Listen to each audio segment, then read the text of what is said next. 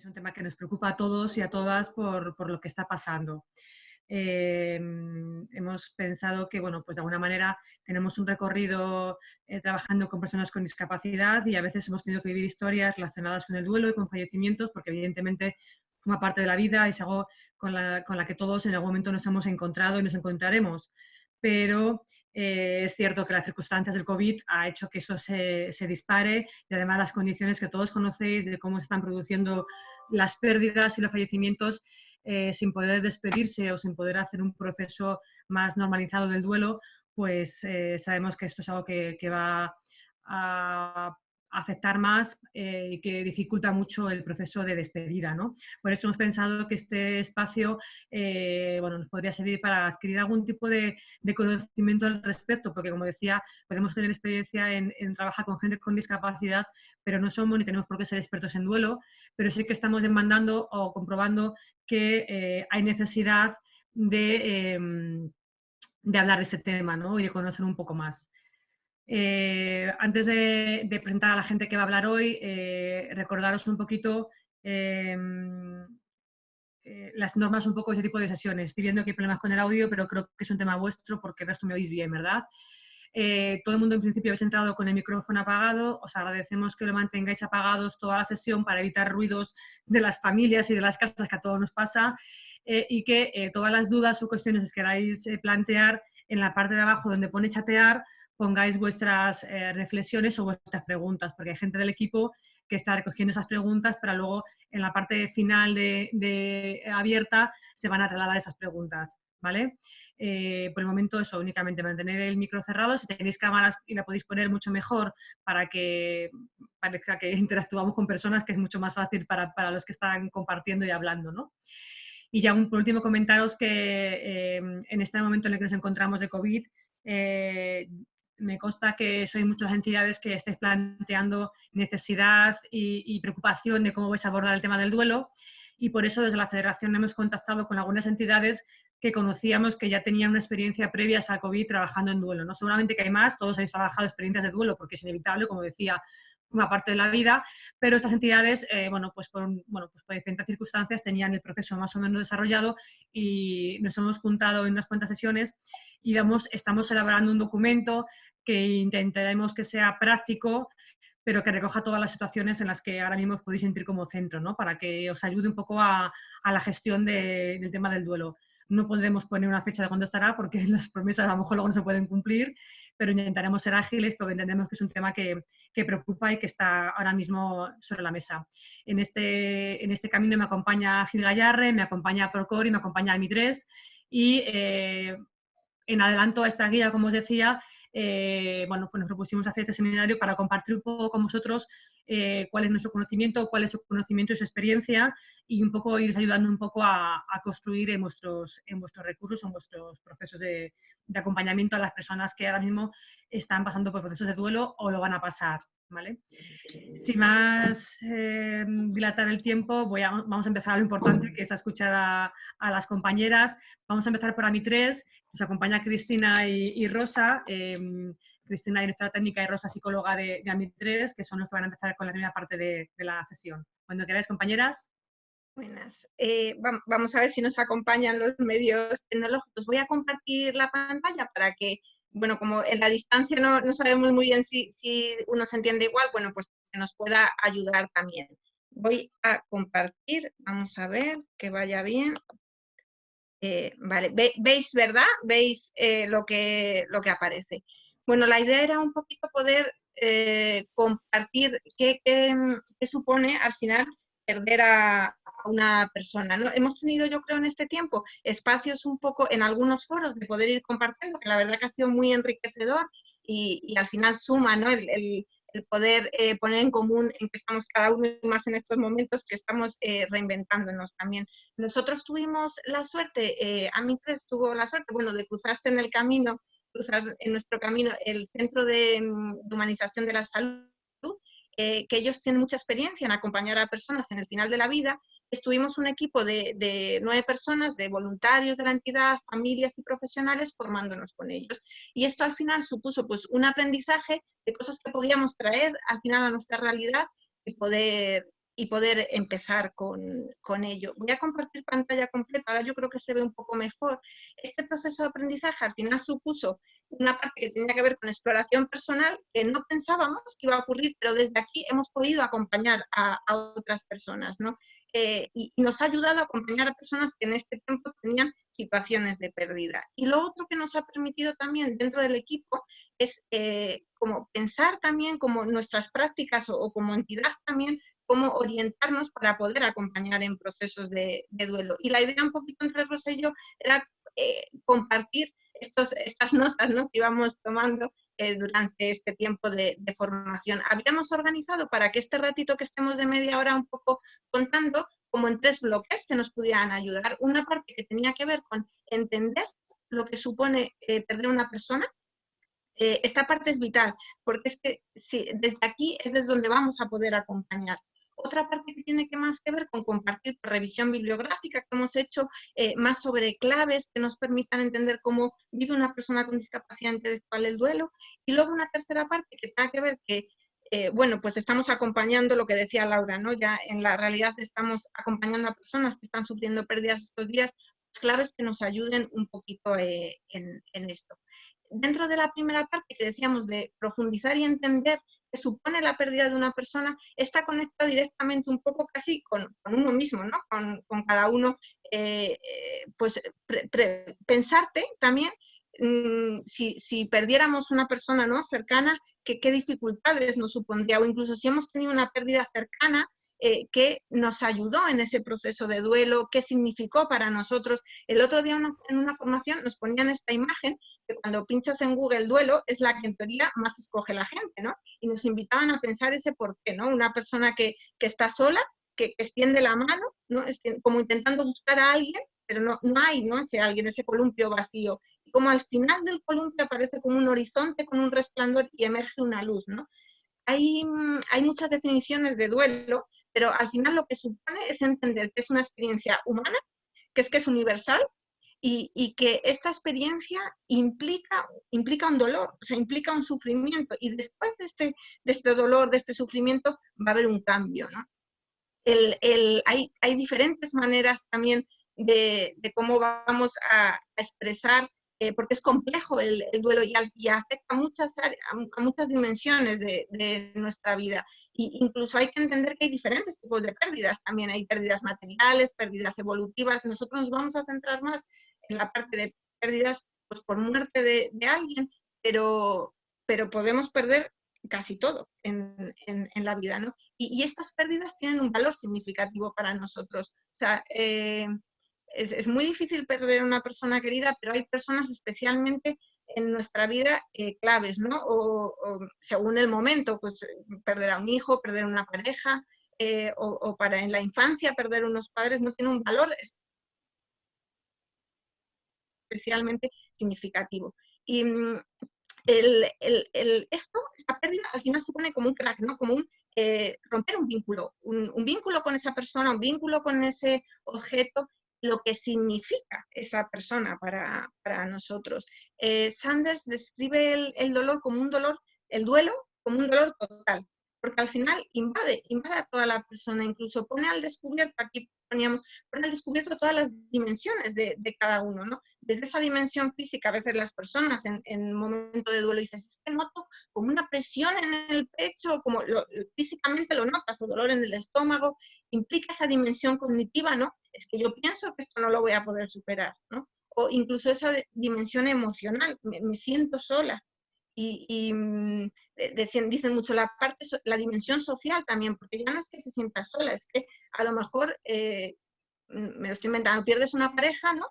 Y es que tú hacías tu ocio con otras parejas, y entonces ahora, ¿voy yo sola? ¿Qué hago? O soy una mamá y pierdo, yo tengo una parte de relación social que es en el parque con otras mamás, ¿no? Y entonces pierdo eso.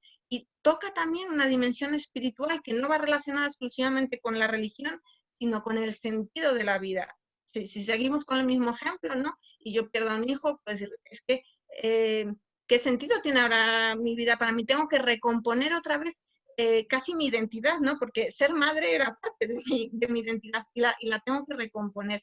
El identificar estas dimensiones es importante tenerlo en cuenta porque cuando acompañamos a alguien estará bien que ayudarle a la persona a identificar que todas estas dimensiones están siendo tocadas. Ponía también, de cara a acompañar a alguien, sepamos las reacciones que son normales en el duelo, tanto a nivel físico, vienen ahí como descritas, tanto a nivel emocional, espiritual, mental, porque todo esto va a ocurrir. Y otra cosa también a tener en cuenta es que el duelo es un proceso, ¿no? Cuando uno pierde a una persona, inicia un proceso individual que va pasando por distintas etapas y que al final lo que te permite es integrar la muerte, esa pérdida de esa persona, no superarla, pero integrarla. En ese proceso hay momentos como de avance y hay momentos de retroceso, que uno siente, parece que hoy estoy peor, ¿no? O a días pues llegan las navidades, llegan momentos que son difíciles, pero a pesar de esos retrocesos, la sensación es como de avance. Cuando nos formábamos decían mucho que el duelo a veces es como una herida, ¿no? Que es una herida para que cure, para que sane, pues tiene que desinfectarla y tiene que doler y después de eso llega esa cicatrización, ¿no? Pero en el camino duele. En el camino duele. Consultando un poco, bueno, autores, se describe que en ese proceso, en ese camino de duelo, se pasa por diferentes etapas. Hay autores que refieren más como a fases. Bueno, esto de las etapas no es tanto por encasillar en qué punto estamos, sino tiene más que ver con comprender en qué momento está la persona para desde ahí poder acompañar al otro, ¿no? Y decía que hay autores que hablan más como de fases, por ejemplo, la parte de arriba son las fases que define más pues, Campbell Ross, por ejemplo, que ella había acompañado a morir a muchas personas y identificaba cómo las personas pasábamos por estas fases, ¿no? Que estaban ahí. Y luego hay otros autores, en cambio, pues que hablan más de tareas, ¿no? Como Worden, Meyer, bueno, cada uno tiene sus puntualizaciones, hay veces que son 5 tareas, 4, pero al final es como tener presente que va a haber cosas que tienen que ver en un primer momento con aceptar esa realidad de muerte, ¿no? En estos primeros momentos pues suele ayudar el hablar pues del funeral, de esos últimos días con la persona, en el hospital, porque a través de la narración que va haciendo la persona se va situando y nos vamos como haciendo también una introspección, ¿no? de cada uno. Y esto va ayudando a la persona que está viviendo esa situación. Y suele haber luego después otro trabajo que tiene más que ver al final con esas emociones trabajar esas emociones que nos ha supuesto la pérdida, ¿no? Donde primero es identificarlas, reconocerlas, poderlas expresar. Aquí puede haber emociones tanto de ira, de culpa, de ansiedad, incluso a veces difícil la alegría, porque cuesta mucho o genera culpa de cómo puedo estar alegre algún momento si estoy en una situación tan difícil, ¿no? Y esto es confuso. Después de esta parte no tiene por qué ser una primero y luego otra, ¿no? Pero hay otras tareas que luego tienen que ver con aprender a vivir en un mundo en el que no está la persona fallecida. Y aquí, en dos puntos de vista. Uno que tiene que ver con cosas prácticas, porque a lo mejor he perdido, no sé, pues mi pareja que era la persona, me estoy inventando, que lleva las cuentas, es que paga el IBI, y es que esas cosas prácticas no las sé hacer, ¿no? O es que yo no sé dónde está la ropa de invierno o la de verano, entonces tengo que aprender a recolocar también todo esto práctico que es importante. Y luego otra parte, la emocional, ¿no? Tengo que recolocar si era la persona que era mi compañero de viaje, si me sentía querida, si ahora me siento sola, o no me siento cuidada. Todo esto también tengo que aprender a vivir sin ello. Y al final esto te lleva a un momento que recolocas emocionalmente a la persona que ha fallecido en el recuerdo o en un sitio en el que puedes seguir viviendo. Y has recolocado desde, pues también, no desde la realidad de los fallos, las virtudes que tenemos cada uno, ¿no? Sin a lo mejor una idealización, pero que me permite seguir viviendo bien. bueno, este proceso muchas veces lo describen casi como un tsunami, ¿no? Que pasa y es que te dejan ruinas. Te dejan ruinas y desde esas ruinas tienes que decidir que continúas avanzando, ¿no? Y en ese decidir que continúas hasta un sitio que esté seco, en un tsunami, ¿no? Por ejemplo, tienes que atravesar ese mar, que te mojas los pies y dices que no sé si me va a llevar la corriente, no sé si voy a ser capaz, o está agua fría, no sé cómo, pero vas encontrando tablas a las que agarrarte y al final llegas a esa orilla en la que incluso algunos autores hablan que después de ese proceso puede haber un cambio también en uno, incluso un momento de crecimiento personal también, ¿no? De resiliencia que hablan ahora. En este proceso, entender, será bueno también saber qué tipos de duelo, como el tiempo no nos permite mucho, pues tampoco me era intención meternos mucho más, pero entender que, por ejemplo, hay un duelo anticipado, ¿no?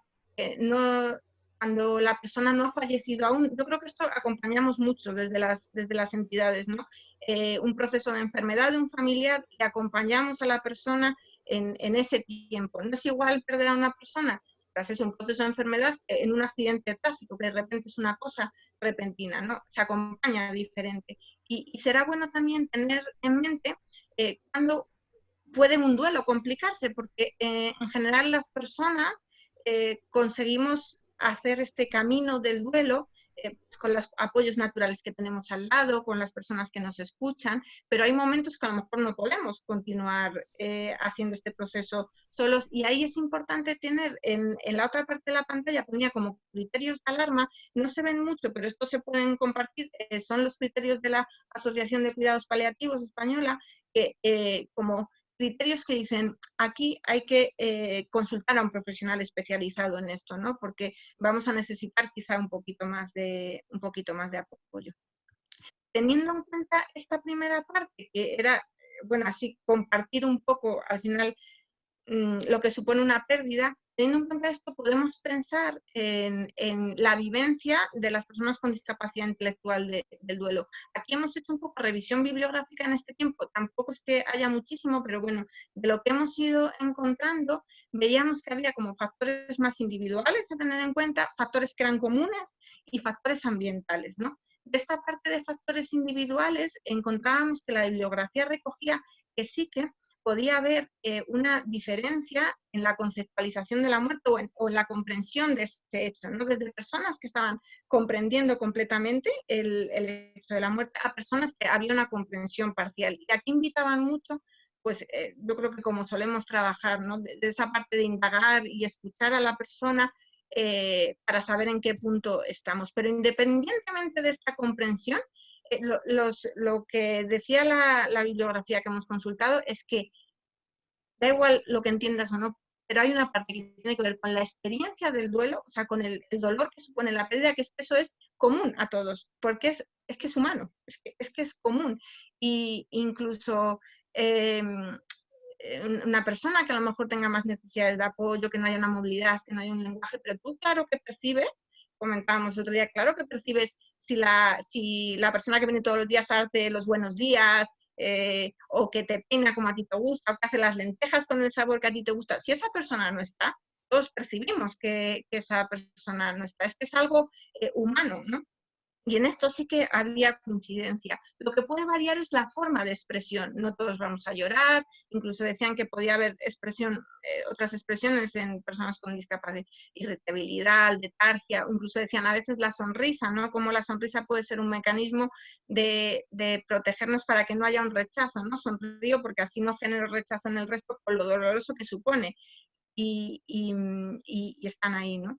Y luego había otra serie de factores que tenían más que ver casi con cosas ambientales y cómo decían que estos factores ambientales podía hacer que la persona con discapacidad intelectual fuera a tener más riesgo de complicación de ese duelo. Estos factores ambientales a veces pues desde la buena voluntad y desde el querer buen hacer, pues podemos cometerlos no informando a la persona, ¿no? Del proceso de enfermedad de su familiar o incluso a veces no sabemos afrontar en el momento las cosas y decimos, mira, pues lo postergamos y en vez de informarle del fallecimiento, pues lo informamos una semana después. Esta no información, sumado a que muchas veces lo que hace es que la persona al final no puede estar en el funeral, no puede estar en esa despedida los últimos días del hospital, y claro, esto hace al final que la persona tenga menos momentos para expresar su tristeza, porque vamos a ritmos diferentes, ¿no? Hemos generado ritmos diferentes. Incluso aquí algunos autores hablaban que a veces este silencio, ¿no?, puede incluso hacer daño a la persona en la autoestima y en el vínculo que tiene, porque si yo no sé por qué mi madre no está ahora, pues yo puedo imaginar que no me quiere, puedo imaginar que se ha enfadado, puedo imaginar, porque no sé en realidad lo que ha pasado. Incluso invitan mucho en esta parte de factores ambientales también a que trabajemos al final preventivamente, ¿no? A que tengamos una cultura de integrar la muerte como parte de la vida, ¿no? Si tú has tenido experiencias previas, pues ha fallecido un abuelo, se habla de las emociones, se habla de la tristeza, se habla de la muerte también en los sitios donde estoy, pues hace que cuando tenga que vivir una pérdida que va a ser muy significativa para mí, ya tenga herramientas en mi mochila que he generado antes. Incluso trabajar, bueno, pues como trabajamos en las entidades, de la perspectiva de calidad de vida también y tener vidas ricas, hace que cuando haya una pérdida haya lo que se llama menos pérdidas secundarias, porque si además de perder a mi padre, a mi madre o a mi hermano, resulta que también tengo que cambiar de vivienda, no puedo continuar con el perro, o me estoy inventando, mi madre era la que me llevaba a los sitios, entonces yo no, de repente muchas más partes de mi vida se van desquebrajando, ¿no? En general los autores coincidían que en la medida que trabajemos preventivamente, el riesgo de sufrir un duelo complicado sería mucho menor. Y el tercer bloque, así, sin tampoco extendernos demasiado, que queríamos compartir, tiene que ver más con lo que estamos ahora, que es ya acompañando, yo creo, todos de una manera u otra. ¿A quién está acompañando?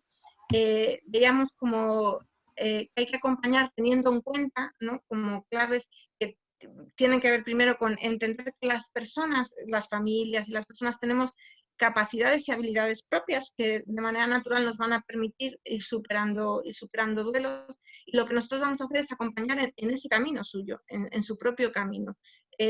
Vamos a acompañar a que uno pueda entender lo que le está pasando, las causas de lo que pasa. Incluso aquí muchas veces nos decían que es casi más importante saber hacer preguntas que tener buenas respuestas, porque al final se trata de hacer buenas preguntas para que la persona vaya a poder hacer ese camino, ¿no?, interior, porque desde entender lo que te pasa es donde vas a poder generar un cambio. Y nos invitaban también muchas veces a tener en cuenta en qué papel estamos nosotros, ¿no?, y cómo a veces no vamos a ser la fuente principal de apoyo, y eso está bien que sea así.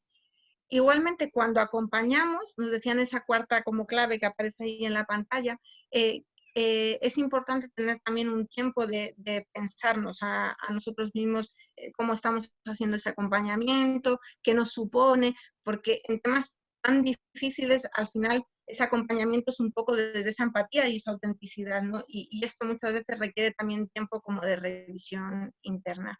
No sé, Rosa, si estás por ahí, ¿me escuchas? Sí, Rosa, estoy aquí. por si quieres continuar. Vale, pues hola a todos, espero que me oigáis porque no puedo hablar muy alto. ¿Se me oye, Cris? Sí, perfecta. Vale, fenomenal. Bueno, pues encadenando un poco con lo que decía Cristina, vamos a presentaros como 3 posibles escenarios en los cuales estamos acompañando en estos días. El acompañamiento telefónico en el momento de confinamiento que tenemos, en la separación, perdonad, que lo veo muy chiquitillo en el móvil y a lo mejor hago cosas raras. Presentación de la persona por enfermedad, la separación de la persona por enfermedad y el acompañamiento en un proceso de duelo por el fallecimiento de un familiar. Bueno, a continuación lo que vamos a hacer es hablar un poco de pautas, de ideas, de estrategias que seguramente ya todos conocéis porque además tenéis ya experiencia de sobra y habéis recibido mucha documentación. en esto que os vamos a exponer hemos intentado recopilar toda esa información que tenemos y que nuestras vivencias propias en el acompañamiento nos han servido. Estas pautas y estas estrategias, o como las queramos llamar, sirven tanto como para la persona como para las familias, porque cuando nosotros hacemos una llamada de teléfono, inicialmente pensamos siempre en apoyar a la persona con discapacidad, ¿no? Que es con los que tenemos el vínculo más fuerte, es el con el que tenemos más experiencia, pero sin embargo también hemos visto que hay que tener esos tiempos de escucha y estas pautas de apoyo tanto como para esa persona con discapacidad que está en esa casa como las personas que están con ella, ¿no? Su familia. Vamos a tener en cuenta que cuando hacemos una llamada en una situación de confinamiento, puede ser que la persona con discapacidad no sea la mayor preocupación de esa familia. Puede ser que en ese momento haya un ERTE, haya un fallecimiento, haya cualquier situación en la familia que haga que nuestro apoyo no sea encaminado a la convivencia familiar, por ejemplo, y que haya que solucionar o acompañar en la solución a cosas mucho más, no sé, cotidianas en este momento, ¿no? Aquí lo hemos separado en como dos bloques. El favorecer la expresión emocional cuando llamo por teléfono y por otro lado el manejar la situación de estrés que se genera en la convivencia continua y la sensación esta de la incertidumbre que tenemos constante de no saber cuándo podemos salir, no sabemos qué va a pasar a continuación. Para favorecer la expresión emocional en una llamada, pues a ver, esto es un gran reto, ¿no? Porque normalmente tú llamas y dices, ¿qué tal estás? Y la gente te contesta bien. Si nos quedamos con ese bien, pues habrá terminado la conversación y terminaremos hablando de cosas banales. Todos tenemos nuestros propios trucos y nuestras propias formas de hacerlo, pero sí que hay una línea común de esas 4 pautas más importantes. Ahí las tenéis en la pantalla. Tenéis también un ejemplo de cada una de estas cosas. Devolver la información que nos dan añadiendo componente de tipo emocional. La gente suele contar, pero si nosotros devolvemos esa información con esa pequeña emoción que está detrás, ya les damos pie a que cojan esa palabra que nosotros le hemos dado y puedan tirar de ella. Por ejemplo, si nos dicen, pues vaya tela que sería que me ingresaran, ¿no? Pues estamos hablando con una madre, por ejemplo, que eso es una angustia bastante común. Y tú puedes devolverle esa información diciendo, el ingreso asusta mucho, ¿verdad? Ya le has sacado una emoción de la que ella puede tirar, de que ella pueda expresar. Validar esa emoción es muy importante. Muchas personas no tienen la sensación de que esa emoción esté bien, sentirla, esté en su derecho de sentirla, que pueda sentirla y que pueda convivir con ella. En validarla, darle ese valor y esa legitimidad es importante. También es muy importante concretar y definir las emociones. Muchos pensamientos son muy abstractos. Pues, ¿qué es tener miedo a un ingreso? Pues es a lo mejor no ver a tu familia 15 días, pero también es ¿y qué van a comer? Y si yo puedo ayudar a solucionar, porque no soluciono nada, ¿no? Si puedes ayudar a solucionar que una de las preocupaciones de esa madre o de ese padre es que van a comer durante 15 días, pues es un factor de estrés menor que tienen. Con lo cual es muy importante concretar qué es ese pensamiento, esa emoción y qué me preocupa. Y luego, para el tema de la incertidumbre y del estrés, también es muy importante traer al presente la emoción, ¿no? Muchas veces estamos constantemente en y sí, pero ¿y si fallece? ¿Y si ya no vuelve? ¿Y si ya? ¿Pero qué puedo hacer hoy para estar bien? ¿Qué puedo manejar hoy para poder estar tranquilo y afrontar el día de mañana? Bueno, aquí tenemos algunas pautas para... perdona, Cris, vuelve atrás. Gracias.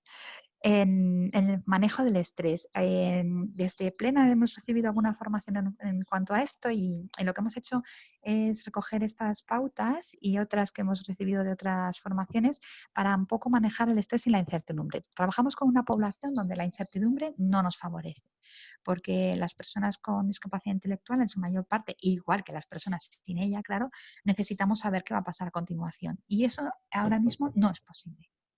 Entonces, ¿qué cosas nos pueden ayudar a manejar ese estrés y esa incertidumbre? Acoger y validar, como hemos dicho. Por supuesto, eso siempre nos va a acompañar en cualquier proceso de acompañamiento que hagamos. Traer al presente, como hemos dicho, y las rutinas y los horarios. Es muy importante tener algo que hacer. Esto se ha mencionado ya mucho en televisión, en todos los medios de comunicación, en todas las formaciones, así que no voy a meterme más en ello. Sí que es verdad que es muy importante que las actividades que hagamos en rutinas sean significativas para la persona, porque muchas veces les ponemos a hacer cosas que a las personas no les interesan o no les gustan, y eso hace que abandonen las rutinas con mucha facilidad. O sea, es importante contar con ellos, con la persona en la que apoyamos para establecer esos horarios, esas rutinas. También tener en cuenta qué es lo que la persona necesita a nivel acompañamiento. Si yo tengo un horario estupendo que su padre tiene que acompañar y su padre no puede, eso va a fracasar, y eso hay que tenerlo en cuenta también. Hay que combinar esas rutinas positivas y divertidas con las de responsabilidad, que es muy importante también. Los espacios propios, pues todos hemos sentido en este momento la necesidad de espacio propio, ¿no? Cuando convivimos varias personas en espacio pequeño, es importante tener espacios propios. Igual que el cuidado del cuidador, viene un poco relacionado. Si el cuidador no se cuida, pues el estrés aumenta mucho. Y ese cuidado pueden ser cositas muy pequeñas, un rato de charla con un amigo o, comer aquello que me guste, ¿no?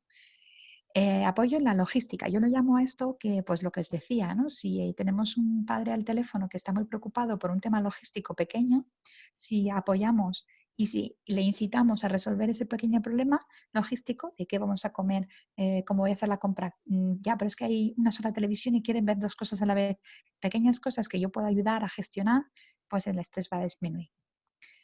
Luego tenemos lo de siempre, los problemas de conducta, alteraciones de conducta. Pues aquí todos estamos más que formados, pero anticipar qué puede ocurrir y observar qué detona esa conducta podemos ayudar a manejar las variables, ¿no? Pues anticiparnos qué va a ocurrir, pues vale, pues si ya sé que esa madre, ese padre, ese hermano ya sabe qué va a ocurrir, o la persona con discapacidad ya sabe qué puede ocurrir, puedo poner medios a mi alcance, puedo poner en práctica métodos de relajación, puedo buscar conductas alternativas, puedo manejar mejor la medicación, puedo poner las rutinas más adaptadas, puedo bajar mi nivel de exigencia y luego trabajar el tema de la culpa, ¿no? O sea, que en una situación como esta haya alguna alteración de conducta, pues no es culpa de nadie.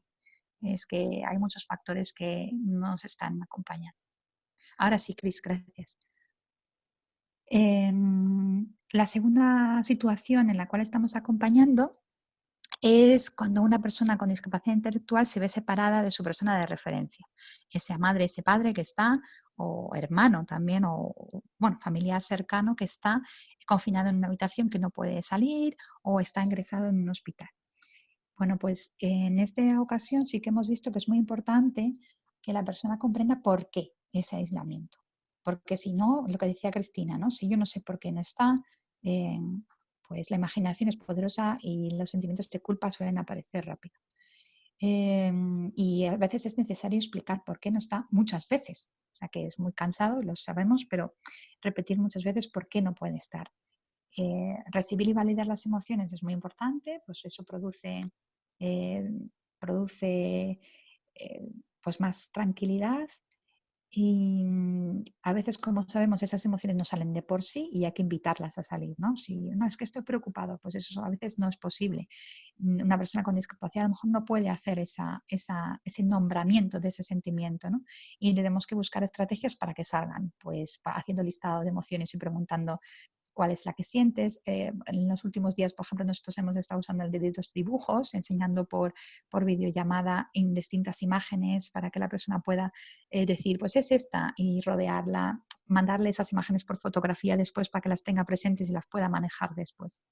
Reforzar siempre sus conductas de aislamiento, de cuidarse y por qué lo estás haciendo, estás cuidándote a ti mismo y a tu familia. Para ayudar a manejar la incertidumbre, pues traer a la persona al presente. ¿Qué puedo hacer hoy para estar, entre comillas, con mi ser querido? Evidentemente no puedo estar en una situación físicamente con él, pero puedo transmitirle mi cariño, mi fuerza, mi amistad, lo que sea, con mil formas distintas. Y ayudarle a buscar esa forma ayuda mucho. Pues es necesario exponer los miedos y los distintos resultados que espera la persona, que esperas que vaya a ocurrir. Tengo miedo de que no vuelva, si se va a curar. Cada uno tiene sus propios pensamientos y cada día y cada hora eso puede cambiar, ¿no? Y eso hay que exponerlo también. No podemos asegurar un final feliz, pero sí que podemos sostener su esperanza. Eso es evidente. O sea, no podemos decirle todo va a ir bien, pero ese todo va a ir bien pues está ahí y la persona lo siente y también hay que sostenerlo en ello. Como decía Cris, las pequeñas cosas, las pérdidas secundarias son muy importantes aquí. Que mi madre esté confinada en una habitación y que no pueda verla, hace que mi mundo se desequilibre. O sea, ya no es que mi nexo emocional no esté, es que ya no está la persona con la que canto mientras cocino. Entonces eso hace que puede desequilibrarse todo lo demás por ese hecho en concreto. Que mi madre o mi padre o la persona que esté en la habitación ya no puede ayudarme a conectarme con mis amigos por WhatsApp, porque yo no sé hacerlo solo. Entonces, esas pequeñas cosas, si podemos detectarlas y apoyarlas, mejoramos mucho el estrés y al final eso es lo que tenemos que perseguir. El acompañamiento en duelo o pérdidas. Esto es un tema muy, muy largo, muy denso. Evidentemente os estamos dando pequeñas pinceladas, pero aquí tenéis un poco resumido qué hacer en una situación de llamo porque sé que ha fallecido alguien. Busco un momento y un lugar tranquilo. Esto es en este momento muy difícil, lo sabemos. ¿Ya? Mi perro acaba de ladrar.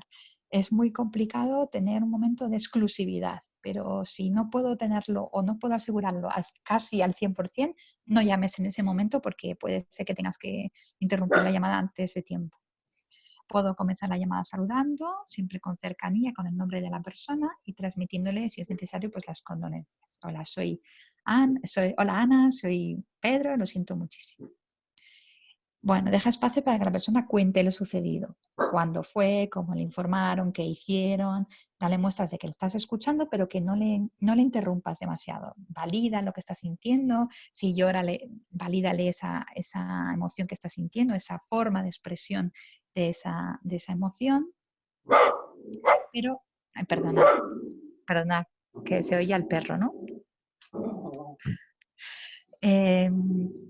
Puede ser que la persona con la que estéis hablando esté bloqueada en este momento, ¿no? De que no puede empezar a contar lo que ha pasado. Simplemente está en el, pues no sé, en la típico, ¿no? Que de desgracia o esto. Y una forma de incitar a hablar puede ser, por ejemplo, pues Teresa, sé que has perdido a Pedro, ha debido de ser un proceso muy duro. ¿Qué ha pasado? O sea, un poco incitar a que ella empiece a narrar, esa persona empiece a narrar. Averiguar si ha podido despedirse, ¿vale? Porque para las personas suele ser muy importante el hecho de despedirse y muchas veces se idealiza esa despedida como que si no la he tenido ha sido lo peor en este momento. Pues también hay que llevar un poco el peso a que la despedida no es lo más importante en una relación y valorar el tiempo que haber pasado juntos, el último momento en el que nos vimos, ese amor que hemos compartido, esos momentos que hemos compartido y eso que la persona que ha fallecido también lo ha tenido presente en esos días que ha estado enfermo, ¿no? Las veces que hemos podido contactar, porque es importante.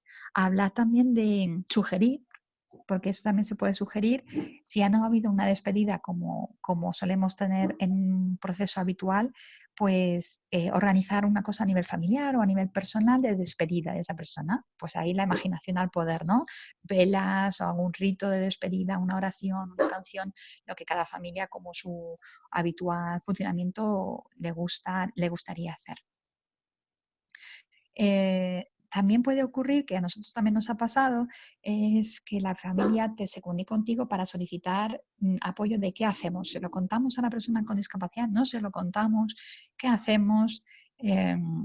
Pues esto Cristian lo ha mencionado también, que los momentos distintos del duelo pueden hacer que se rompa la relación entre las personas de la familia, ¿no? Porque si yo estoy muy triste y mi hijo no sabe por qué y ese sentimiento él lo siente una semana después, pues es muy complicado ir a la par y apoyarle.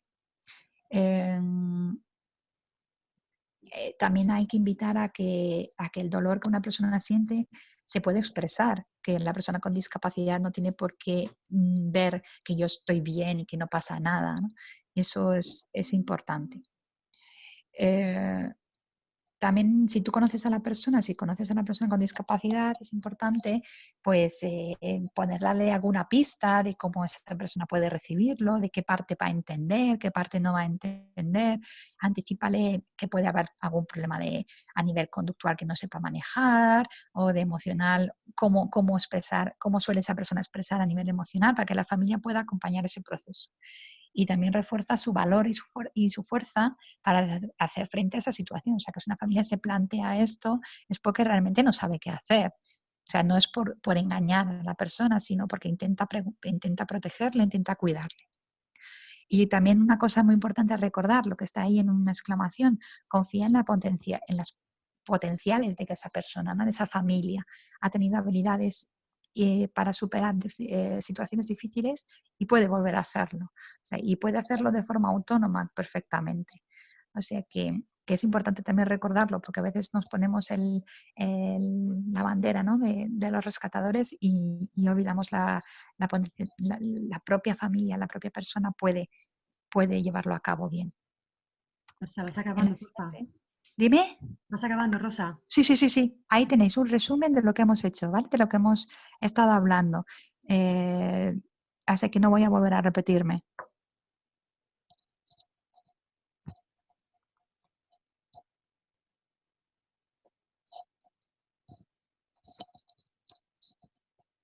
Hemos acabado, Laura, era un poco compartir. Justo cuando te digo, Rosa, pero vamos, si quieres acabar con la frase, por lo menos. No, bueno, pues eso, pues es que ya lo veis. No me enrollo más porque sé que el tiempo va muy justo y me he dado toda la prisa que he podido. Sí, la verdad es que es un tema muy... Perdona si me he retrasado. No, nada, para nada. Es un tema muy... La verdad Un tema da para 5 días, pero... Y luego además hay una mezcla, yo creo que un poco lo decía Cristina al principio, ¿no? Primero hay que conectar con la persona que ha perdido a alguien para poder entender y poderla acompañar, ¿no? Y ya el hecho de conectar hace que ya nosotros, no sé si nos sentamos ya de entrada, pensando en todo lo que vais diciendo. La verdad es que muchas gracias y un poco el objetivo de esta sesión de hoy era un poco eso, ¿no? Tenemos quizá necesidad de hablar de esto, aunque no nos apetezca y aunque no queramos, porque es un tema que evitamos mucho, pero que es inevitable que tengamos que hablar por las circunstancias, ¿no? Y nos planteábamos que si el profesional no está preparado para hablar de ese tema y lo evitamos o lo hacemos como de pasada, ¿no? Así voy a preguntar qué tal, pero sí puede ser que nos enrolle porque a veces empatizar demasiado nos afecta, ¿no? Si no nos preparábamos como profesionales para hablar de ese tema, posiblemente no acompañáramos bien, ¿no? Por eso era importante, creo, esta sesión. Y hemos hablado un poco del Telegram, bueno, creo que habéis explicado muchas cosas en poco tiempo, pero fenomenal. Y ahora vamos a pasar a un poco más un ejemplo práctico, dicho de alguna manera, ¿no? Gil Gayarre, antes de esta pandemia, tenía bastante desarrollado no sé si llamarlo programa o unos procesos para abordar situaciones de duelo como institución, como entidad. Y ahora Jesús Novillo, que está en la residencia del Cabezo, quien no lo conoce, sí, es una residencia, hola Jesús, una residencia de personas mayores, personas que ya están en proceso de envejecimiento y por tanto, bueno, pues las posibilidades, las circunstancias de duelo son más altas. Ahí tienen establecido un programa de trabajo para este tema y aunque no está específico en COVID, porque es un programa que ya tenían previo, está muy consolidado y nos ha parecido que era una buena experiencia conocer porque nos va a ayudar a construir para esas situaciones de duelo cuando la gente vuelva a las entidades tras esta pandemia. Entonces, bueno, Jesús, cuando quieras nos cuentas un poquito cómo trabajáis en Gil Gayarre ese tema. Vale, hola, buenas tardes a todos y a todas. ¿Se me oye bien? Sí. Vale, bueno, pues gracias a Laura y a las compañeras de antes por la exposición que han hecho, muy, muy interesante. Bueno, voy a intentar ser breve para que no nos eche la tarde encima. Lo primero que voy a hacer es presentarme yo, el centro donde trabajo, el Cabezo, como ha dicho Laura, y luego ya pues cómo abordamos pues, el proceso de envejecimiento y fallecimiento y cómo abordamos el tema del duelo. Yo me llamo Jesús Novillo y trabajo en el turno de tarde de uno de los servicios de viviendas de la Fundación Gil Gayarre, que es el Cabezo. Bueno, el Cabezo es una residencia con centro de día, donde bueno, pues conviven las personas más mayores de la fundación o que presentan grandes necesidades de apoyo pues debido al proceso de envejecimiento. Tiene una capacidad para 28 residentes, más 4 plazas exclusivas de centro de día, que luego pues esas personas vuelven a sus entornos familiares. Bueno, aunque haya dicho que son 28 residentes, ahora mismo contamos con 27 residentes porque, bueno, hace una semana, pues una de las personas que vivía en la residencia, pues falleció y se despide de nosotros. Pero el motivo no fue la COVID-19, ¿vale? Hablando de la COVID-19, obviamente, pues imagino que muchas de vuestras entidades estaréis pasando por unos días raros y difíciles de aislamientos, confinamientos, medidas de prevención y de actuación, así que nada, pues desde aquí mandar todo el ánimo y la fuerza, ¿vale? Porque juntos pues saldremos más fuertes. Igualmente, si habéis tenido el caso de algún fallecimiento de alguna persona con discapacidad intelectual o una persona afín a la entidad, pues nada, mandaros todo el apoyo y toda la fuerza de mi parte y de parte de todos los profesionales de la Fundación. La situación encabezó con esta pandemia y estos días tan raros, pues la verdad es que todas las personas están sanas, estamos teniendo bastante suerte, porque la suerte siempre es un componente muy importante en estos casos, pero aparte y sobre todo el gran trabajo de todos los profesionales de la Fundación, desde los equipos técnicos, todos los profesionales de atención directa y sobre todo el servicio médico, pues estamos trabajando juntos para garantizar la salud y la seguridad de todas las personas que viven allí en la Fundación. Como sabéis, nuestros días son raros para todos, se nos hacen largos y son raros, entonces, los profesionales estamos intentando realizar diferentes actividades, actividades físicas, porque, estos días de tantos bizcochos y torrijas pasan facturas, así que, pequeños paseos y movilidad, pues nos vienen bien, y además de actividades, lúdicas, para hacer estos días más llevaderos y, seguir también con una estimulación cognitiva casi diaria.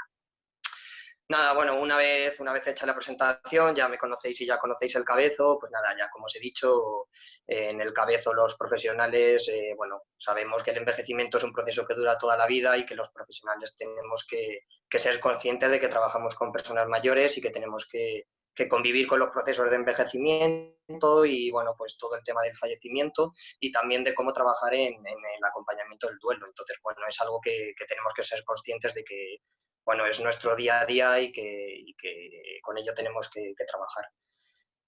Lo que sí he podido ver este tiempo es que, no hay una teoría común, como han dicho las compis, no hay una teoría común o un protocolo establecido de cómo actuar de manera perfecta ante un fallecimiento en el trabajo del duelo. Entonces, es algo que se lleva de manera muy personal, cada uno lo llevamos como se puede, pero yo sí que he podido ver en este tiempo que hay dos factores que determinan a la hora de cómo afrontar el duelo o cómo afrontar el fallecimiento de una persona.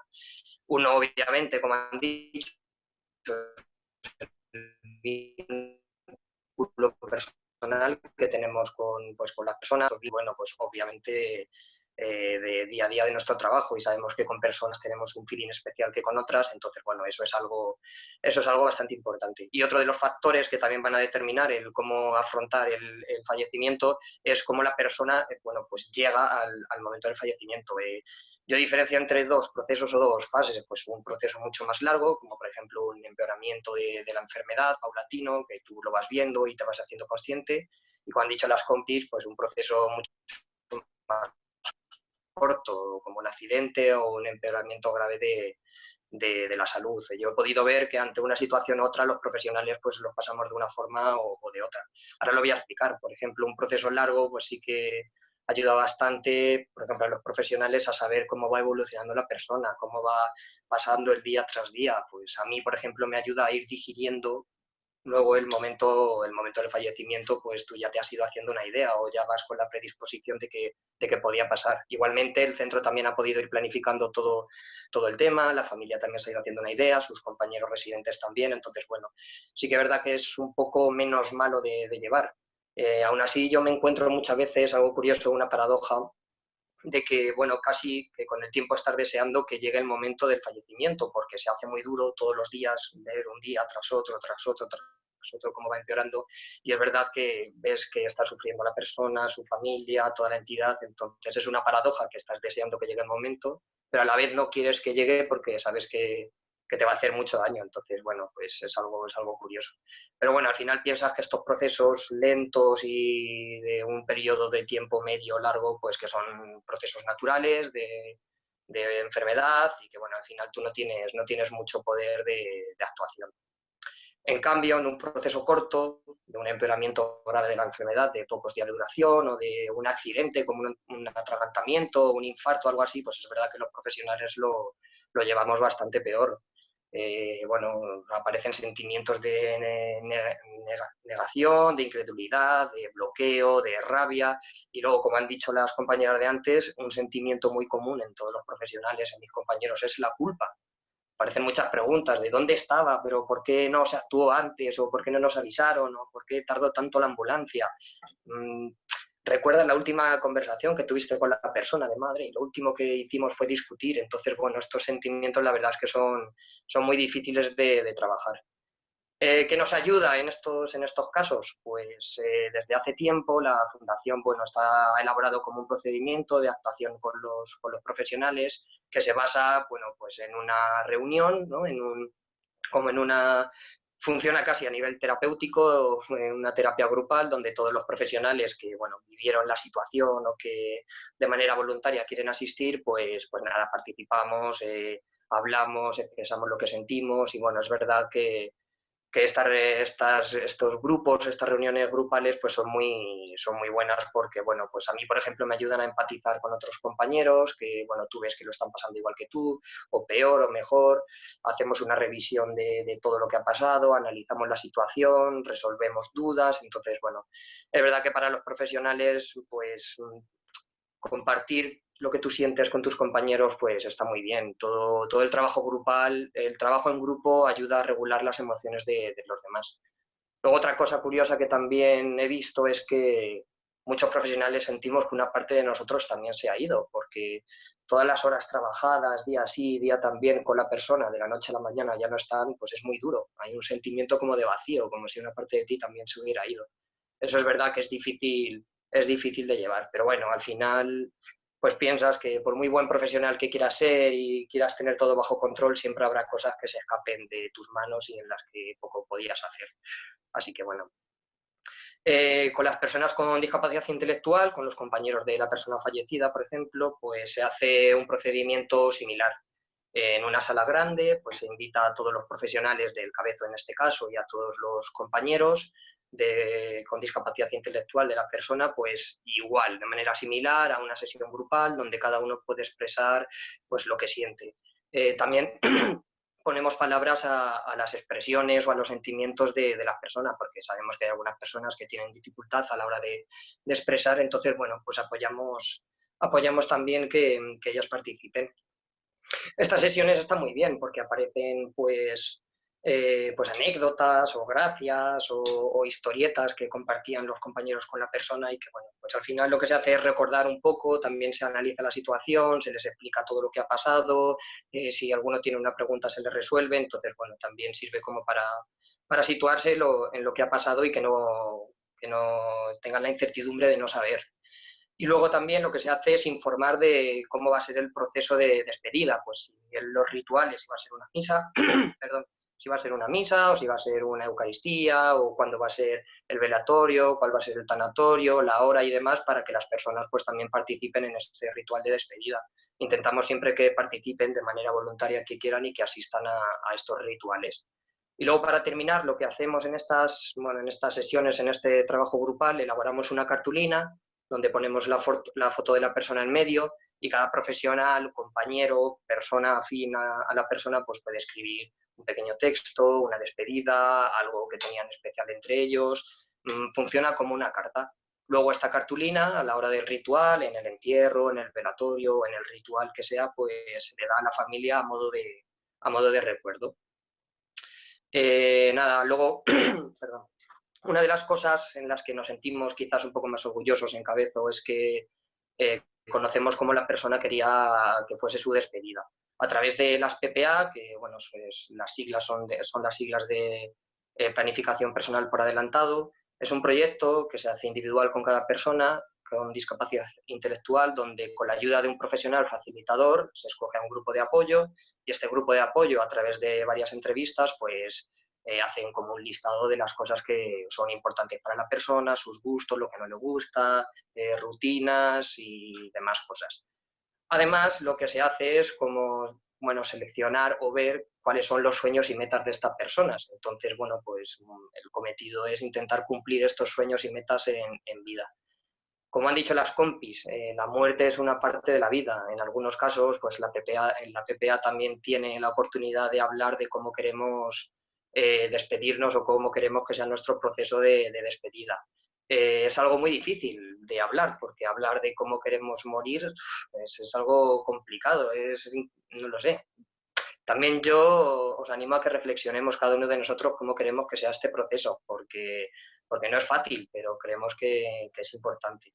Entonces, bueno, es verdad que encabezo como conocemos cómo la persona quiere ser despedida, pues nos crea cierta satisfacción pues saber que hemos cumplido con la voluntad de la persona y igualmente estamos pues súper orgullosos cuando cumplimos con estos sueños y metas que la persona ha elegido y que los ha podido cumplir en vida.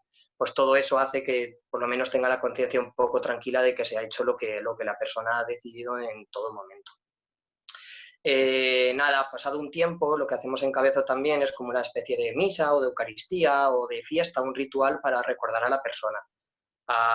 Tanto a nivel individual como grupal, también tenemos un día donde recordamos a todos los fallecidos del Cabezo. Entonces esto la verdad es que es muy bueno porque, pues nada, el recuerdo es bastante importante en la persona. El tener una oportunidad para recordarle de vez en cuando o en situaciones informales y demás, pues es bastante importante. Yo esto os lo he sacado de la película de Coco, película de Disney, que no sé si la habéis visto, pero recomiendo porque todo el tema del fallecimiento, el de la despedida y todos los procesos de duelo y el recuerdo lo tratan súper bien y de una manera muy positiva, así que os recomiendo que la veáis. Nada, algo curioso que he visto también en este tiempo es que al final te acuerdas de la persona desde una perspectiva positiva.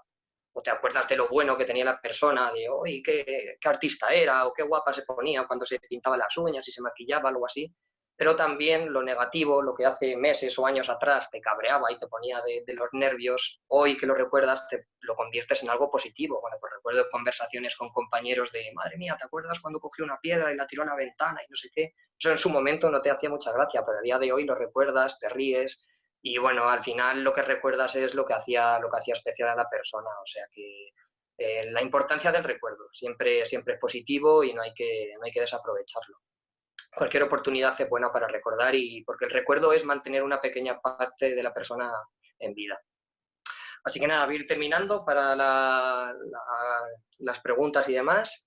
Y nada, pues 4 claves un poco así como resumen. Una, obviamente, la importancia de los vínculos. En nuestro trabajo los vínculos emocionales no se pueden obviar, son así y nunca te vas a acostumbrar a despedir a una persona pues, con el que tienes un feeling especial o un sentimiento de cariño.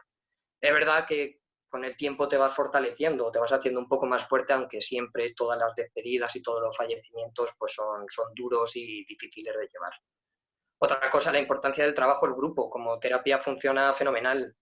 El saber, el conocer cómo están tus compañeros, empatizar con ellos, tener un espacio donde hablar, donde expresarnos libremente con personas que han convivido con lo mismo, pues ayuda bastante. Además de que, bueno, pues fortalecemos los lazos entre todos los compañeros. Otra clave, conocer a la persona, importantísimo a la hora de la despedida. Si sabemos cómo la persona quería ser, bueno, pues despedida o cómo quería que fuese su ritual, pues al menos a los profesionales nos dejan la conciencia tranquila de que pues ha cumplido con, pues ya os digo, con la voluntad y que se ha hecho lo que la persona ha querido. Entonces, bueno, sí que es verdad que te viene muy bien saber que se ha hecho como la persona ha querido. Y luego nada, pues para terminar en el poder del recuerdo, aprovechar cada situación o realizar pues con el tiempo pequeñas fiestas o momentos o generar ciertos espacios donde se recuerda a la persona, porque en cada recuerdo, cada anécdota que se cuente siempre es un pequeño homenaje a su vida y nada, y es súper importante acordarnos de ellos. Así que bueno, nada más, espero que os haya ayudado como cómo trabajamos un poco el envejecimiento en el Cabezo. Cualquier cosita, pues nada, no podéis preguntarme ahora. Pues muchas gracias, Jesús. Yo creo que habéis contado vuestra manera de trabajar, que creo que es muy reveladora para cómo abordar este tema, ¿no? Es verdad que las circunstancias son peculiares, pero creo que va a ayudar mucho el haber tener este procedimiento ya establecido y generalizado para que sea todo mucho más fácil en todas las dificultades que os encontráis. Creo que ha sido, o sea, me he quedado con palabras preciosas que habéis contado, ¿no? La idea del homenaje, la idea de conocer previamente cómo despedirse, ¿no? Ojalá pudiéramos saber de todo el mundo, incluso de unos mismos, cómo nos gustaría despedirnos. Seguro que eso a la gente que nos quiere y a la que queremos nos pone las cosas más fáciles, ¿no? Pero es verdad que nunca estás acostumbrado a despedir a las personas que queremos o a las que apreciamos, pero forma parte de la vida y tenemos que prepararnos y tenemos que trabajar para hacerlo lo mejor posible, ¿no? No podemos evitar ese tema, hay que seguir avanzando. Me ha gustado mucho lo de compartir cómo te sientes, ¿no? Yo creo que tenemos esas barreras emocionales, ¿no? En el trabajo soy profesional, ¿no? En mi casa, pues luego también tengo ser madre, ser otros roles, pero a lo mejor es que tenemos que romper un poco esos roles y dejarnos un poco llevar, ¿no? Y compartir, porque al final cuando hay una pérdida todos sufrimos y todos estamos mal, ¿no? Y partiendo de ahí seguro que nos sentimos mucho más comprendidos. Vamos a pasar al turno de preguntas. El compañero Andoni de Gigallarre va a organizar un poquito el turno de preguntas. Yo no sé si hay muchas preguntas o no, pero yo voy a empezar con una pregunta que me genera muchas dudas y es, no sé si en Gigallarre lo habéis trabajado en el Cabezo con esta población, ¿no? En proceso de envejecimiento o alguna otra compañera o podéis dar alguna pauta, cómo contarle a alguien con muchas necesidades de apoyo que ha perdido a un ser muy querido, ¿no? Cuando tenemos claros los indicadores, ¿no? De que hay que contarlo, hay que explicarlo, ¿no? Para no generar expectativas o creencias falsas o incluso generar otras emociones, pero ¿cómo lo hacemos cuando la persona tiene muchas dificultades de comprensión y muchas necesidades de apoyo?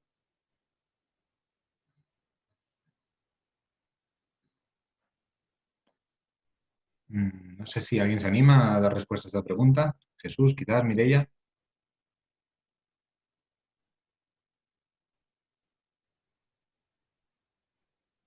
Yo si quieres contesto yo, Mireia, o tú lo que quieras. Di Jesús, di. Nada, bueno, yo iba a decir que bueno, lo que intentamos por lo menos es no esconder la verdad o no andarnos por las ramas, al menos lo que intentamos ser o lo que yo he podido ver es que la sinceridad por delante, obviamente. Adaptar la situación pues, a veces resulta complicado. Imagino, a lo mejor si Mireia puede aportarnos algo más, pero nada, pues simplemente sinceridad y total transparencia en lo que contamos. Sí, bueno, pues lo que dice Jesús, no dejamos de contárselo a la persona, nunca pensamos, no sé lo que vamos a contar porque no lo va a entender, no se va a dar cuenta, no se va a enterar, ¿no? O sea, muchas familias dicen, no, yo le dije que su hermana se fue a Estados Unidos y es que nunca más volvió a Estados Unidos. Pues no estamos a favor ni de mentir ni de ocultar. Entonces, se lo contamos intentando utilizar un lenguaje lo más sencillo posible. Si tenemos alguna foto, podemos utilizar también las fotos, ¿no? Alguna imagen, algún apoyo, pero hay que contárselo, porque tampoco sabemos qué es lo que va a entender y lo que no. Entonces, se lo vamos a contar de forma sencilla y ella además luego va a experimentar esa pérdida en su día a día, con lo cual de lo que le estamos contando es acompañar lo que va a vivir o lo que está viviendo. Y por supuesto, pues que participe en los rituales de despedida. A esa persona, aunque tenga grandes medidas de apoyo, tiene derecho a ir al tanatorio, a ir al entierro, a ir al cementerio. Son rituales que muchas veces hay que luchar con las familias para que entiendan que es importante hacerlos y muchas veces la familia, porque no sufra, prefiero que no vaya, pero es que el sufrimiento no se lo vamos a poder quitar a nadie porque está ahí, ¿no? Y como dicen las compañeras, muchas veces el no contar, el ocultar información, el no permitir que se participe en estos rituales, lo que estamos haciendo es pues, generar una serie de fantasías o imaginación en la persona que es mucho peor que el poder vivir la realidad, ¿no? Y el que la persona pueda participar, porque además tiene derecho de ir al tanatorio y despedir a su madre, a su padre, pues pensamos que todo eso ayuda. Y esas dinámicas donde nos reunimos todos, ¿no? Para hablar, están las personas con discapacidad y el ver, ¿no? Que uno llora, que uno se emociona, que ponemos una cartulina, que hacemos una carta, todo eso la persona en función de las capacidades que tenga tiene que participar, ¿no? Porque sin duda pues nos va a ayudar mejor a integrar la pérdida. Incluso a veces las personas también utilizan sus palabras o sus gestos, ¿no? Y son ellas incluso la que nos da pista de cómo irlo contando, cómo irlo viviendo con ella, ¿no? Tengo imagen, o sea, mi papá al cielo o un gesto, entonces eso ya te da ese primer punto, ¿no? De indagación, desde dónde empezamos a construir, desde dónde empezamos a contar también. Sí, el tema de la espiritualidad yo creo que es muy importante y determina, porque hay algunas personas que les reconforta saber que su, bueno, pues su hermano, su madre o quien sea, se ha ido al cielo. Entonces, quizá el tema de la espiritualidad también condiciona mucho a la hora de procesar el duelo y la despedida. Vale, pues gracias. No nos han entrado preguntas, pero yo sí que quería, bueno, trasladaros a Rosa y a Cristina quizás un par de, bueno, pues de consejos, a ver si nos podríais dar. El primero tiene que ver con qué, esta sería para Rosa sobre todo, qué estrategias recomendarías en caso de aquellas personas que, bueno, que eluden o que les cuesta más hablar o compartir de sus emociones. ¿Vale? Esa sería la primera. Y la segunda, Cristina, te la lanzo ya a ti, que a ver si nos podéis contar, después de este tiempo que lleváis trabajando, y entiendo que siguiendo un poco ese proceso que habéis contado en AMI 3, a ver si podéis hacer una valoración de cómo está funcionando todas estas pautas que nos habéis dado. ¿Qué experiencia estáis teniendo? ¿Vale? Sobre, bueno, pues, cómo todo esto está llegando a las familias, a las personas, cómo os lo reconocen, qué os dicen vuestros compañeros. Vale, gracias. Hola, Andoni. Hola, Vaya Rosa. pregunta, ¿eh? Bueno, si puedes. Y si no, pues Pues nada. mira, yo no tengo el truco infalible. Sí que es verdad que cada uno tiene su ritmo, o sea que lo que no podemos es acelerar. Y hay familias, sobre todo nos pasa más con las familias, porque las personas con discapacidad que estamos apoyando en estos momentos nos conocen mucho, entonces es más fácil, ¿no? Encontrar el punto del que tirar. Y como dice Cristina, decía antes, muchas veces no usan las mismas palabras que puedes usar tú, ¿no? Por ejemplo, tenemos una chavala que su madre está muy enferma, no sabemos lo que va a pasar, hay mucha incertidumbre, pero ella, por ejemplo, es muy, muy consciente de que su mamá se va a ir al cielo. Yo no sé qué espiritualidad hay ahí, porque no sé su fe, si tiene, o la tiene o no la tiene, o hasta dónde le llega ese concepto, ¿no? Pero ella usa esas palabras para explicarnos que su madre puede fallecer en cualquier momento, se va al cielo, ¿no? Y ya con eso está explicando como algo que está pasando. O sea que muchas veces nos quedamos con las palabras. Hoy no sé si alguien está queriendo decir algo o se oyen ruidos. Bueno, no lo sé, no sé darte la clave exacta. Lo que sí que para mí es importante es no quedarnos en el qué tal estáis bien. Y lo que sí que he ganado en este tiempo de atención telefónica es que cuando hablo con las personas, si me dicen eso, yo hago preguntas. Pues, ¿y qué tal? ¿Habéis salido a comprar? Sí. Joder, pues vaya estrés lo de comprar, ¿a que sí? Entonces pongo yo las emociones, ¿sabes? Es que yo me fui el otro día a dar un paseo al perro y parecía que los vecinos me juzgaban.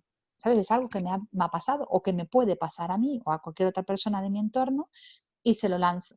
Y entonces esa persona, generalmente lo que me está pasando es que capta, coge lo que yo le lanzo y me lo devuelve, ¿sabes? Sí, esto es un estrés porque no sé, porque es que parece que me va a pasar cualquier cosa. Claro, es que te pase algo en este momento es un problema muy grave, ¿no? Y claro, es que dejar a la familia sola en casa, joder, a mí me daría mucho estrés o a mí me asustaría mucho.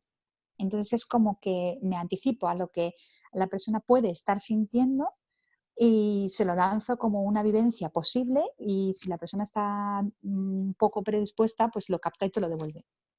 Y así sí que he conseguido que gente me cuente cómo está, ¿sabes? Por ejemplo, una madre de familia que tiene a muchas personas a su cargo dentro de la casa. Entonces, usando este tipo de... Y ella es muy madre coraje, ¿no? Ella lo puede con todo. Y ese es su discurso. Bueno, pero hay que poder. Entonces, haciéndolo de esta manera, sí que he conseguido que ella hable de cómo está, pero no porque ella lo empiece, sino porque lo empiezo yo. y ella me sigue. No sé si te ha servido, Andoni. Sí, sí, bueno, a mí y a todos, yo creo. Pero bueno, sí Gracias, he Rosa. respondido, vaya. Sí, sí, sí. Nos Y ha dado una luego, Cris, clave. la segunda, ¿quieres contar tú? O... Sí, yo creo que, bueno, nosotros estamos andando camino también, ¿no? Claro. O sea, estamos en ello. Sí que me corrige si no, Rosa, pero para nosotros, por ejemplo, yo creo que ha sido muy positivo el poder empezar a andar el camino juntos, un grupo en el que éramos familias, en el que estábamos profesionales, en el que estaban voluntarios de la entidad, o sea, porque al final esta parte de duelo, como es tan humana, también ha sido como muy bonito construir juntos desde cómo nos sentíamos cada uno, cómo se está sintiendo un padre como familia, cómo me sentía yo como profesional que Jesús antes describía, ¿no? También incluso un voluntario que está día a día con la persona en cosas, el construir en conjunto hace también que luego se replique, ¿no? Entre todos los que formamos la entidad al final. Y este camino de pensar juntos yo creo que nos está suponiendo como revisión a varios niveles, ¿no? Tanto dentro de los equipos como cómo pensar, cómo lo abordamos, cómo lo reflexionamos, no solo en el momento, no solo en el momento de las pérdidas, sino también en los previos, ¿no? Cómo acompañamos previamente y en los posteriores. Aquí también, porque a la par de las reflexiones de equipos, yo creo que está viendo también una reflexión de entidad. Cómo orientamos una entidad para que podamos trabajar también esos previos, no solo cuando suceden las cosas, sino cómo las emociones están presentes en nuestro día a día, cómo hablamos de ellas, cómo se recuerda. Jesús antes a mí me emocionaba mucho cuando se lo oía, ¿no? Cómo se recuerda a las personas, ¿no?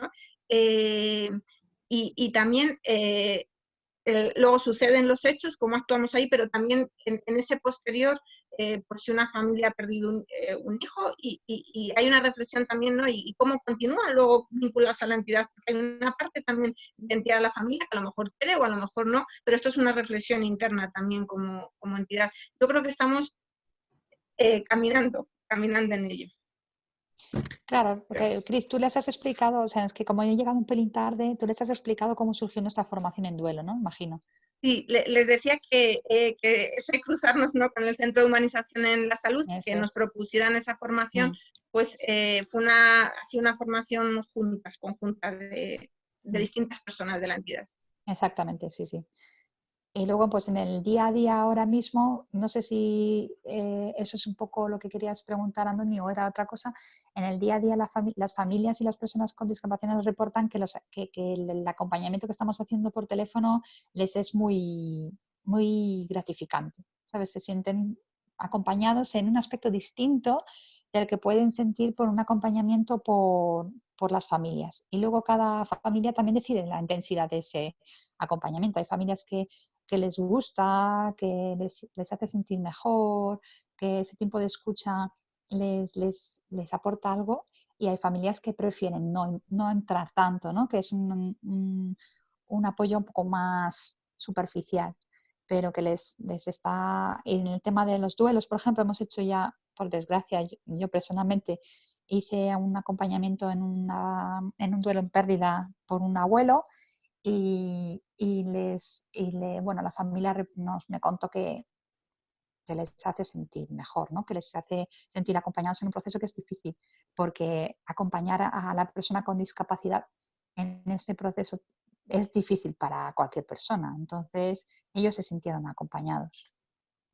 Preguntaban por el chat también que cuánto tiempo llevábamos un poco formándonos en esto.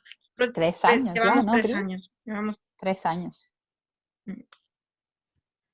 Vale, bueno, no habría más preguntas. Hay un comentario que nos dice que en relación a lo que comentaban Mireia y Jesús, de que hay que hacer partícipes a las personas de todo el proceso, de que vivan en la medida de lo posible como lo vivimos los demás en ese momento, ¿verdad?, del fallecimiento y de todo lo que lo rodea. Dicen que sería interesante y que, bueno, que es importante que se trabaje también primero con las familias, ¿no? Que a veces es donde solemos encontrarnos la limitación. Bueno, pues lo comento. Y bueno, Laura, no sé si quieres que dejemos abierto un rato el micro ahora por si alguien quiere hacer alguna reflexión, algún comentario. Bueno, pues la hora que vamos a cerrar, si alguien quisiera hacer un comentario en voz alta, yo mostrar mi gratitud, y yo creo que ha sido una exposición bastante práctica y aunque breve ha dado muchas pistas. ¿Alguien quiere comentar alguna cosilla? Sí que es verdad que deciros a los que habéis participado que el chat, aunque no ha habido muchas preguntas, sí que ha habido muchos mensajes de agradecimiento y de ser muy conciso lo que se ha contado y muy práctico. Entonces, bueno, me alegro que solamente haya llegado porque era el objetivo.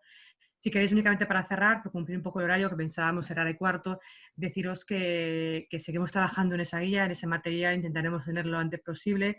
Va un poco en la línea de lo que hemos hablado hoy, ¿no? De una parte más teórica o más de conocimiento y luego propuestas de trabajar en las entidades para que, bueno, cada uno coja y utilice lo que le cuadre o lo que encaje, ¿no? Pero también un poco orientado hacia la entidad, no únicamente como profesionales, sino es algo que tiene que quedar, que tiene que trabajarse de toda la entidad, porque eso es algo que nos afecta a todos. Y luego me ha encantado lo que estabais comentando al final, ¿no? Un poco la coproducción, la colaboración entre todas las agentes implicados, ¿no? La entidad como tal, pero también las personas, las familias, los voluntarios, ¿no? Si sale de todos, llegará mucho mejor a todos, ¿no? La verdad es que tenemos un camino que hacer importante, unos con más y otros con menos experiencia, ¿no? Pero agradezco mucho de nuevo esta sesión. Gracias y recordar únicamente que, bueno, pues los compañeros de Grupo Más, que creo que antes no lo dije, de Aprocor, de Gil Gallarre, están colaborando en esta guía y no lo he dicho tampoco, pero la sesión ha sido grabada por si alguien luego posteriormente quiere verla en otro momento, la quiere compartir con algún compañero o con alguna persona, porque yo creo que sí que da pautas importantes para recordar de vez en cuando y coger fuerzas para este momento. Nada más, gracias de nuevo. Espero que cuando tengamos que abordar este tema, porque hay que abordarle, pues nos haya servido y bueno, nada, poco más. Cuidados todos y hasta la próxima. Gracias.